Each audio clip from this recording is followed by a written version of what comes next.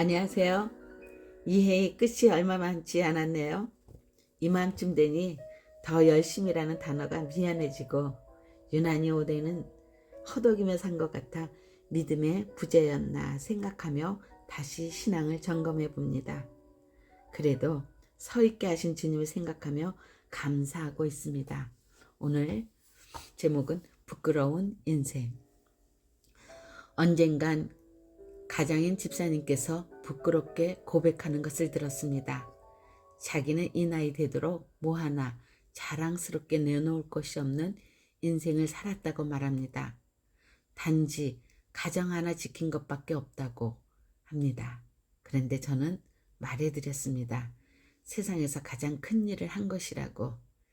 집사님에게는 그것이 가장 작은 일 같지만 일평생 살면서 가정 지키지 못한 사람들 너무 많다고, 그 어떤 큰일보다 귀한 일을 했으니 부끄럽게 생각지 말라고 하였습니다.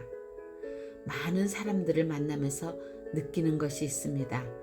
나는 아무것도 아니라고 생각됐는데 상대방은 생각 이상의 반응을 보이는 것을 보면서 내심 놀란 적이 한두 번이 아닙니다.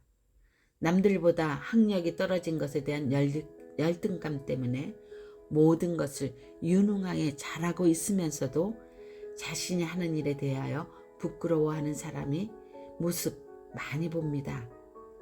또 어떤 사람은 부자들 앞에서 그들보다 없는 자신을 자꾸 감추려고 하는 것을 봅니다. 저도 미국에 와서 수치감을 순간순간 갖는데 바로 영어 때문입니다. 나는 용기를 내어 영어로 물어보고 대답을 했는데 상대방이 내 발음을 못 알아듣고 What? 하고 물어보면 겨우 용기를 내어 입을 연 나는 더 이상 수치감에 콩그리시도 안 나옵니다. 그래 나만 그런가 하고 보니 영어를 잘한다고 하는 사람도 미국 사람이 What? 하면 그 다음은 기가 죽어 영어가 힘을 잃는 것을 많이 보았습니다. 1년 전에 이민 온 조카에게 말합니다. 영어 발음이 유창하지 않다고 영어 쓰는 것을 피하지 마라.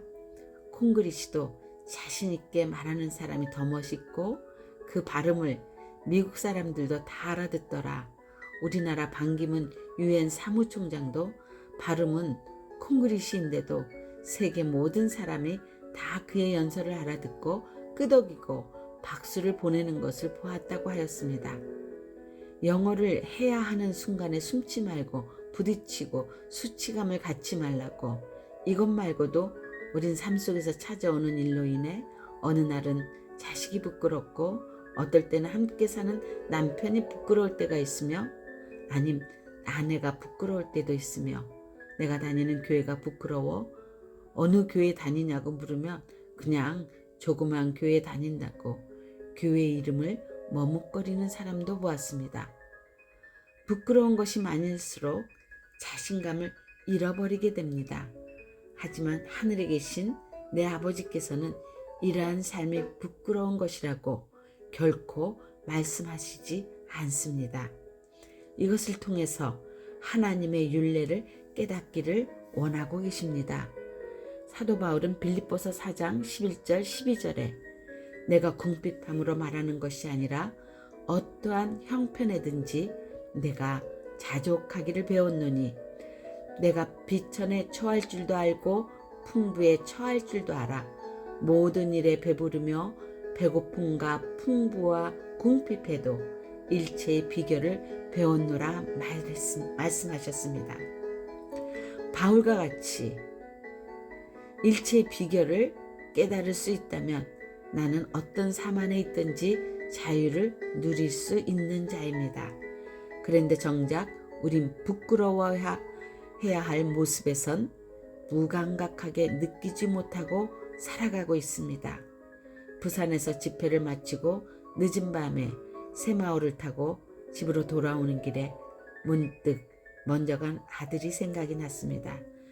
부끄럽지 않은 인생을 살겠다고 열심히 살다 그 나라 올라가 다시 만나겠다고 약속한 것이 떠오르며 내가 정말 이 인생을 약속대로 살고 있는 것인지 혹시 부끄러운 삶을 살고 있는 것은 아닐까 주님께 묻고 싶어졌습니다. 주님, 제가 지금 잘 살고 있는 것인가요? 어떤 삶이 부끄러운 삶인가요? 주님께 물었습니다. 그때 주님의 응답은 성경의 인물을 통해서 말씀해 주셨습니다. 베드로같이 예수님을 부인하는 것이 부끄러운 것이다. 베드로가 예수님을 3번 부인하고 말씀대로 첫 닭이 울 때 베드로는 예수님께서 하신 말씀이 생각나 통곡하였더라. 마태복음 26장 69절 75절에 성경에 쓰여 있습니다. 예수님 생애의 영화를 볼 때 꼭 한 장면으로 나오는 부분이 있는데 바로 이 부분, 예수님을 3번 부인하고 그 첫 닭 울 때 예수님과 베드로의 눈이 마주치는 장면입니다. 베드로는 예수님에게 얼마나 부끄러웠을까? 무엇이든지 앞장서서 예수님의 마음에 들게 했던 베드로를 바라보는 예수님의 심정은 어떠했을까? 그런데 나도 인생에서 베드로일 때가 여러 번 있었습니다. 제가 청년이었을 때 세상 많은 사람들 속에서 교회를 안다는 척 하는 것이 부끄러운 것인 줄 몰랐습니다. 오히려 나 때문에 다른 사람들이 예수를 안 믿는다고 할까봐 연자맷돌을 목에 메고 물에 빠지게 되는 것보다 낫다고 생각했으니 얼마나 어리석었는지요. 자신 있게 나는 예수님을 사랑한다고, 나는 하나님의 자녀라고 말하지 못한 부끄러운 자였습니다. 어떤 자리에 있든지 어떤 상황에 처했든지 내게 화가 미칠 것 같아도 내 안에 계신 예수 그리스도를 가장 당당하게 자신 있게 나타내는 것을 주님은 기뻐하십니다. 내 하나님은 이럴 때 가장 크게 멋있게 일하십니다. 또 주님은 도마와 같이 의심할 때가 부끄러운 것이다 하셨습니다. 다른 제자들은 부활하신 예수님을 보고 다 그대로 믿었는데 도마는 만져봐야 믿겠다고 합니다. 이런 연약한 자의 의심도 풀어주시는 예수님이십니다. 도마에게 내 손가락을 이리 내밀어 내 손을 보고 내 손을 내밀어 내 옆구리에 넣어보라. 그리하고 믿음 없는 자가 되지 말고 믿는 자가 되라. 도마는 만져보고서야 나의 주시며 나의 하나님이시니이다 라고 고백합니다. 도마의 고백은 참으로 부끄러운 고백입니다. 우린 나 스스로 주님의 행하심을 제한할 때가 많습니다. 바로 의심 때문입니다. 순도 100%의 믿음을 방해하는 마음에서 일어난 의심을 강력한 진공 청소기로 쫙 빨아버릴 수 있다면 참 좋겠습니다. 한번 제거해 볼까요? 이렇게 명령해 보세요. 예수 이름으로 명한다. 마음의 의심을 갖다주는 불신은 내게서 떠나갈지어다. 아멘. 예수님께서는 너는 나는 본거로 믿느냐? 보지 못하고 믿는 자들은 복되도다 하시니라. 의심이 제거된다면 복된 믿음의 소유자가 됩니다. 또 주님은 남편이 5이었던 수가성의 여인이 부끄러웠다고 말씀하십니다. 주께서 부끄럽게 여긴 것이 아니라 여인이 수치감으로 숨기고 싶었던 것입니다. 자신이 숨기고 싶었던 사생활을 예수님은 끄집어냅니다.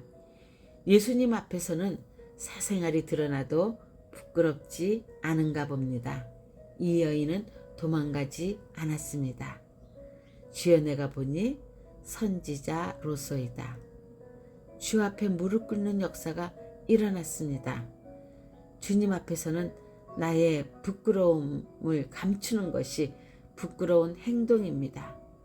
모든 것 아시는 주님께 내가 먼저 고백함이 어떨지요. 우린 수치를 당하지 않습니다. 재력, 학력, 권력, 인맥 이런 나타내지는 것이 없어도 부끄러울 이유 없습니다. 자랑 못할 사생활이 있어도 주님 앞에서는 문제가 되지 않습니다. 내 안에 계신 예수님 숨기는 것이, 내게 주신 말씀을 믿지 못하는 것이 더 부끄러운 것입니다. 여자여, 내 말을 믿으라. 예수님께서 수가성의 여인에게 말씀하신 것 같이 이젠 믿어야 할 때입니다. 예수님께서는 우리가 부끄러워하며 수치감을 갖는 모든 것을 이미 십자가에서 담당해 주셨습니다. 세상에서 좋다는 조건을 갖지 못해서 부끄러운 것이 아니라 주님을 드러내야 할 때 드러내지 못함이, 주신 말씀을 믿어야 할 때 믿지 못함이, 나의 모든 걸 아시는 주 앞에서 나를 감추는 것이 더 부끄러운 일입니다.